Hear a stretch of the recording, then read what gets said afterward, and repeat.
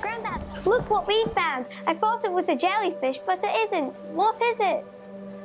You've done a very good job today. Thank you for bringing this to me. It's been so many years since I saw plastic in the sea.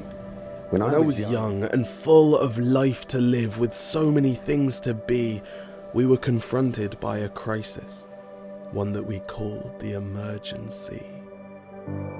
Let me take you back to that story of when all life was nearly over. Back then, when I was your age, I was a young, enthused beachcomber.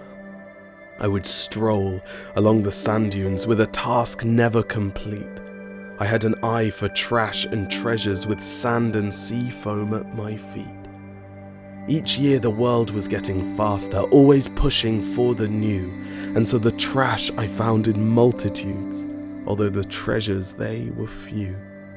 We humans go through many phases. We always think we are so clever, and so we conjured up materials which were so strong they'd last forever.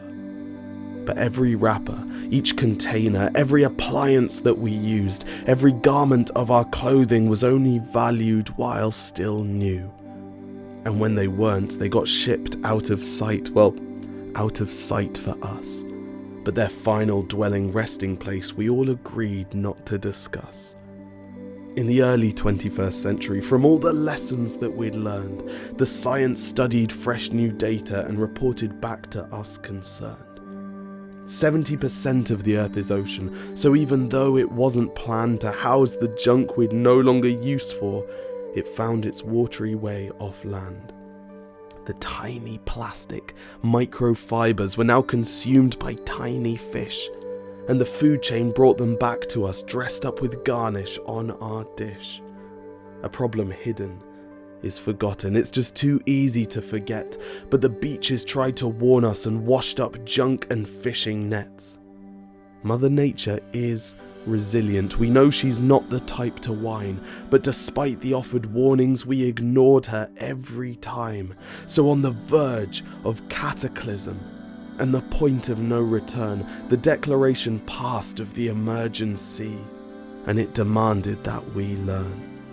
It's why you don't see things like this today, why it feels so strange to me. We made a unanimous, conscious decision that we would heal our hurting sea. Single-use plastics were abandoned. There were hefty fines for dumping nets. Bad habits faded to memory, and we each vowed not to forget. New companies quickly blossomed to turn the things that once were waste into resources, now recycled to share with all the human race.